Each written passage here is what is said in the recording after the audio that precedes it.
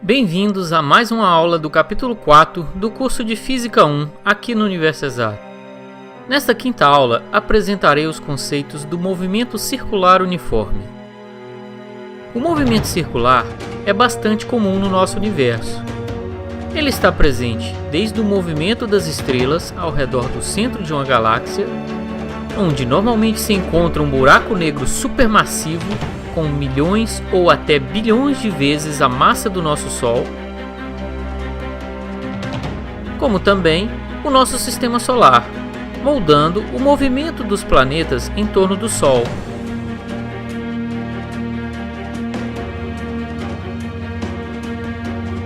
As luas, como as de Júpiter, também obedecem às leis do movimento circular, girando em torno do planeta.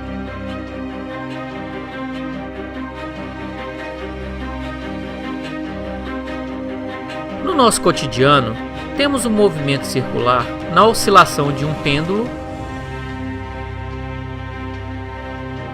ou em um automóvel contornando uma rotatória.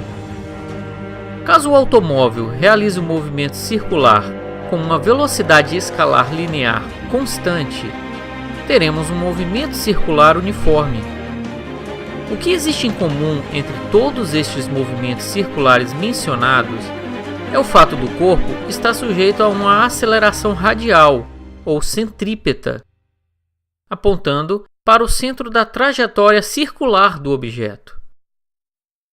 Vamos entender melhor estes conceitos. Tomaremos como exemplo o movimento circular uniforme da Lua em torno da Terra. A título de curiosidade, na representação, a Lua está em escala com a Terra, ou seja, o seu tamanho é proporcional ao da Terra em relação ao tamanho real. No entanto, a distância entre a Lua e a Terra não está na mesma escala. Nesta apresentação, a Terra está com 3 centímetros de diâmetro. Se eu fosse colocar a distância da Lua proporcional ao tamanho representativo da Terra, a Lua estaria a quase 1 metro de distância. Haja monitor para fazer essa representação. Como visto nas aulas anteriores, para qualquer movimento, o vetor velocidade é tangente à trajetória. Consequentemente, ele será perpendicular ao raio da circunferência no caso do movimento circular uniforme, como demonstrado no ponto A, o qual definiremos neste exemplo como vetor velocidade inicial. O módulo do vetor velocidade, ou a sua velocidade escalar linear, é constante ao longo de todo o movimento circular uniforme. Como visto na animação, quando a Lua se move para o ponto B, o vetor velocidade, que definiremos como vetor velocidade final, permanece perpendicular ao raio. No movimento circular uniforme, o vetor aceleração está sempre presente. Ele é constante e aponta sempre para o centro da circunferência. Este vetor é conhecido como aceleração centrípeta ou aceleração radial. Vamos então definir uma equação que relaciona a aceleração centrípeta com a velocidade escalar linear e o raio da circunferência. Na nossa simulação, a Lua variou a sua velocidade vetorial de v inicial até v final, determinado por Δθ. A variação da velocidade vetorial pode ser determinada pela soma dos vetores VI e VF, como mostrado neste diagrama, com o mesmo ângulo Δθ determinando a variação da direção da velocidade. Do diagrama, teremos que a velocidade vetorial inicial mais a variação da velocidade vetorial é igual à velocidade vetorial final. Rearranjando os termos, temos que ΔV é igual a VF menos VI. No movimento circular uniforme, podemos concluir que o módulo do vetor velocidade inicial, ou a sua velocidade escalar, é igual ao módulo do vetor velocidade final, que é igual à velocidade escalar linear, em qualquer instante de tempo. Para calcular a aceleração de uma partícula, vamos trazer a equação para a aceleração média, onde a aceleração média é igual a ΔV dividido por ΔT, que é igual à velocidade final menos a velocidade inicial, dividido pelo tempo na posição final menos o tempo na posição inicial. Podemos tirar uma relação entre os dois ângulos à esquerda, já que eles são semelhantes.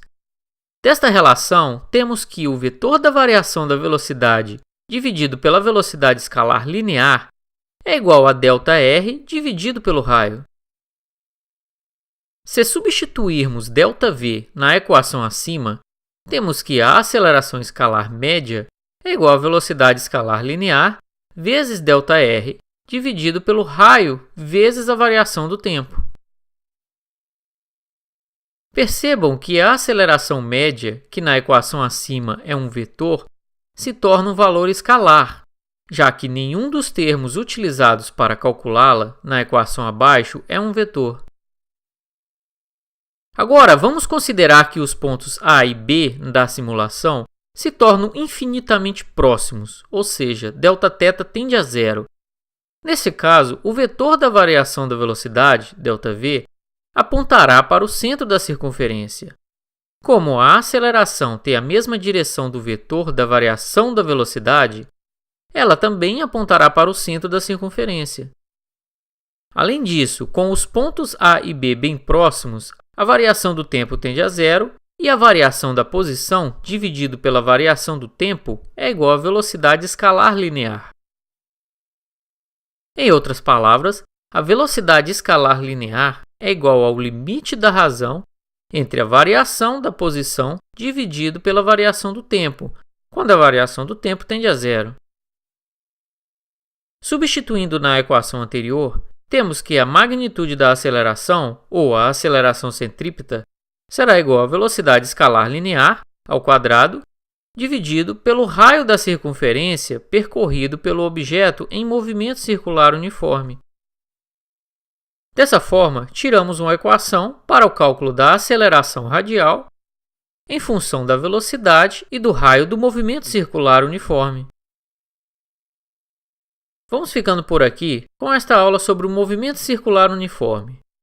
Na próxima aula, daremos sequência ao estudo do movimento em curva, com a introdução do conceito da aceleração tangencial.